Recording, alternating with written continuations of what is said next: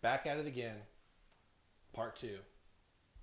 Shot the same day, as you can tell with the shirt. If you've seen part one, you know part two, and you know that there's still blue on my fingers. I tried to wash it off. The topic of this video is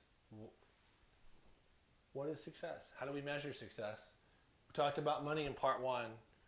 Today I want to talk about happiness. Just for one moment, humor me. Happiness. Seems really like a great idea, right? I just want to be happy.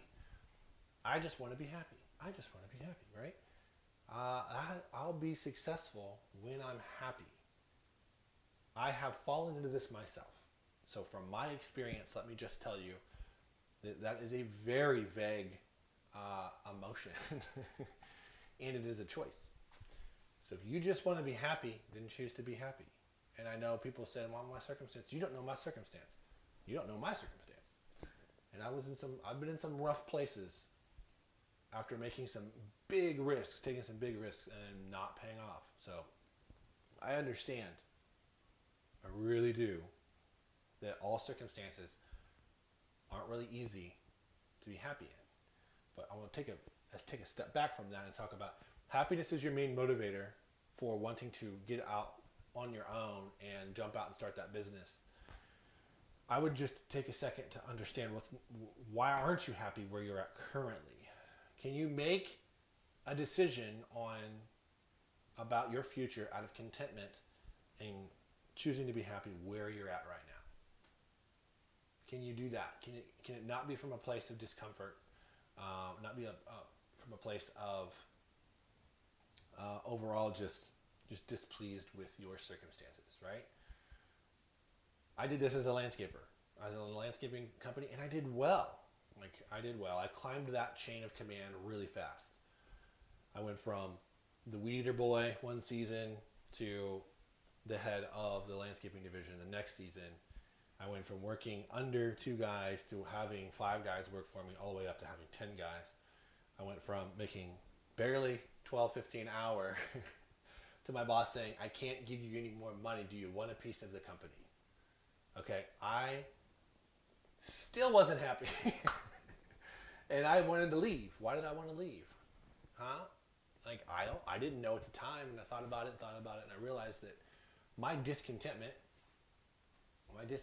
came from my inability to be happy where I was, count my blessings, and just take it in for a moment to look at the positives.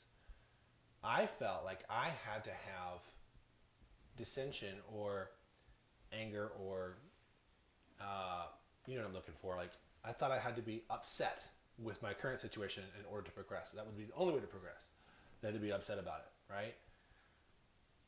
And I remember having it click one winter. I was out in the snow in the mowing off season. And this is odd, but I was doing an irrigation job. We were installing a sprinkler system. I remember having my hands in the ground about that far, working on gluing some valves together. I just stood up for a second and I looked around. I was like, it is so peaceful. There's probably about 4 inches of snow on the ground. It was just super quiet, white, and it was cold. Yes, it was very cold. But I remember thinking, this is awesome. I'm out here. I don't have a desk. I don't have a clock to necessarily punch. I don't have a boss breathing down my shoulders, looking over my shoulder all the time, questioning everything I do. You know, I had a company vehicle. I was making great money. My family was provided for. I had a newborn son. I just this feels good. And I went right back to work. And I remember it wasn't very long after that I started to think, man, what is it that I'm really excited about and I'm really passionate about? And I ended up getting certified as a personal trainer while I worked as a landscaper, and I started my first business, and I springboarded out of there to do that. But it took me 4 years, I think it was roughly 4.5 years, to get to that point of I don't have to be in a state of discontent to make progress, to move forward, right? I can move forward out of happiness and contentment, right? It's a choice, and I'm making it. I'm choosing to be happy. I'm choosing to be content with who I am and what I'm capable of. And from that place of contentment, I'm going to take a risk, right? And that's what I want you to consider. So if happiness is your main motivator, ask yourself, why aren't I happy right now? What is causing me so much pain? What is hindering me from being happy and finding contentment? What is it? And let's actively remove that from our lives. Sometimes it's difficult. Sometimes I got yelled at just the other day by somebody. I was like, hey, let's take a second and just calm down. And I got in trouble for saying, you need to calm down. Like, dude, yelled at me even more. I'm like, I can't speak to you like this. I would like to talk to you. I'd like to help you, but I cannot help you if you're going to respond to me like this. I am all ears, all about the solutions, but you got to be all about the chill. And once this person chilled out, she realized that I wasn't out to get her, that I wasn't out to screw over her, and for whatever reason she had this thing made up in her head. And then she went from being extremely angry to extremely embarrassed and was super apologetic. And I've been here before, but it still surprises me how fast that switch happens, right? And in that passion and in that hate, I'm thinking there's got to be something else wrong. It's not that this is over here wrong or this is over here wrong. There's something wrong in here that's bringing you to this place. What hurt is it? Obviously, wasn't the time or place to dig that out of that person. They weren't necessarily a client of mine. They're just reacting to something one of my employees did. So it wasn't the time or place to pull that out. But I have pulled that out before, and I've pulled it out in myself. And that's what I want you to do. I want you to say, why can't I get happy?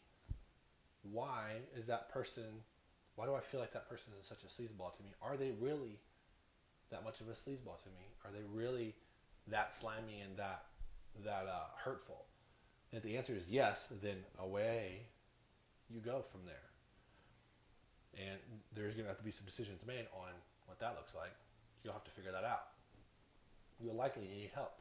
You might need counseling. You might need a mentor, someone to vent to get this frustration out and come up with an action plan. Not to help you build a case against this person and to destroy them. That's not going to help. That's not an effective way to manage your anger at somebody. If it's situational, find out in that situation what you could have done better. Analyze that on the side of growth. How do I make myself better?